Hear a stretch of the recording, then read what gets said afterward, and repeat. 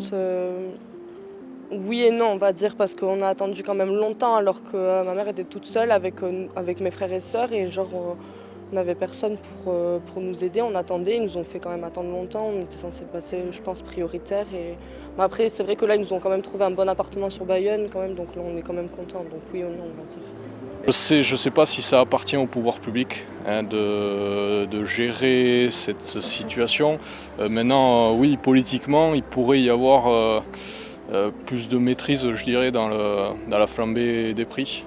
Alors, peut-être pas pour moi la solution, ça serait pas d'aider, ce ne serait pas des aides financières qui viendraient justement du gouvernement. Ça serait plus à limiter le développement et prioriser peut-être l'accession à la priorité pour les gens qui habitent ici et qui travaillent ici. Je ne sais pas, parce que nous, on n'est pas tellement dans ça, puisqu'on est quand même, nous, bien logés, il faut le reconnaître. Mais c'est vrai qu'après, c'est certainement aussi l'accès pour les gens à leur logement, la facilité, la proximité des courses, les transports. Et sur les centres-villes en particulier, ils ont un peu oublié qu'il y a beaucoup de gens qui ne se déplacent pas. Les logements du Crous, les chambres étudiantes à Bayonne, elles sont... genre par exemple à Rancette, elles sont pas super quoi. Il y avait Eugène Goynech, mais moi je préférais vraiment avoir un appartement sur Bayonne qu'être dans le logement du Crous qui soit en plus éloigné.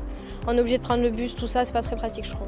Mais sur Moguer, en fait, il y a une grande construction juste en face de chez moi. Donc il y a des nouveaux HLM et maisons mitoyennes qui ont été construites. Il y a une grosse explosion de nouveaux gens qui habitent du coup à Moguer, parce qu'il y a donc 2 nouveaux bâtiments près aussi du centre de Moguer qui ont été construits.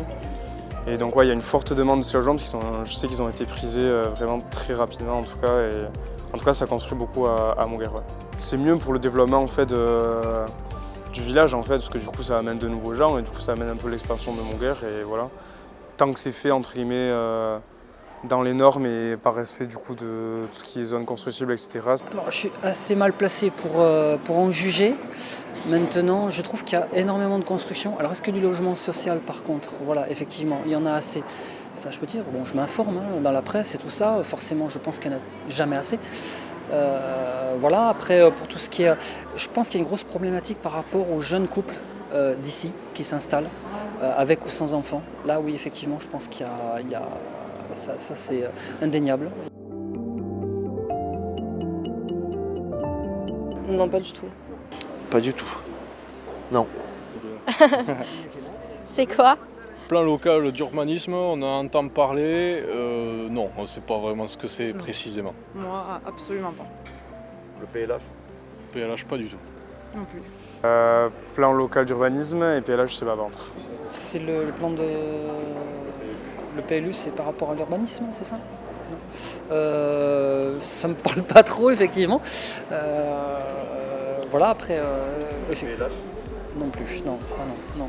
Le PLU, c'est le plan d'occupation, fait comment on urbanise les sols ou pas, voilà. Oui.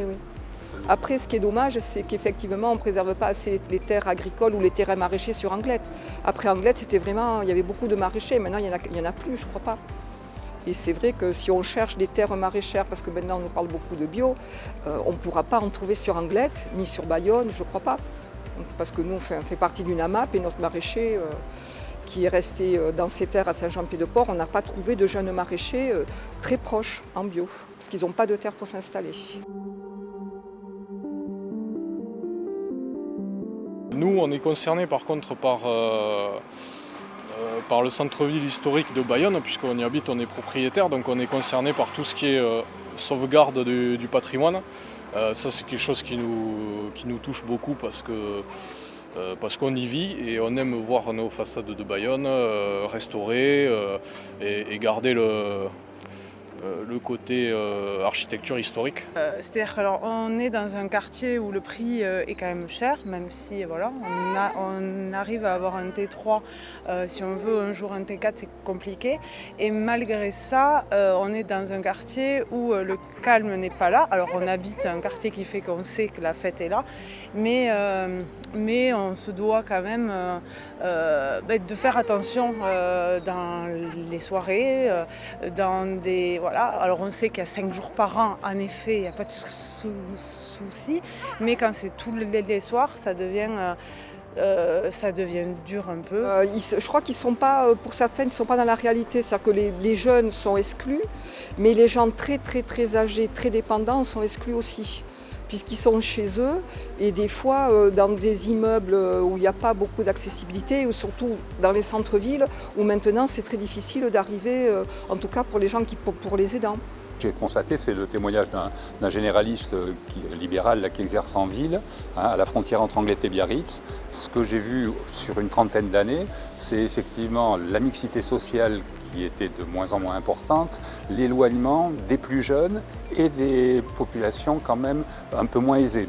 Ce qui fait que je constate actuellement une population très âgée qui est de plus en plus isolée, qui a besoin de plus en plus d'aidants, mais avec des difficultés d'urbanisme qui font que les soignants ont de grosses difficultés. Et mon interrogation sur l'avenir, c'est de savoir comment on continuera à aider pour tous les aidants, hein, que ce soit les aides ménagères, les infirmières, les médecins.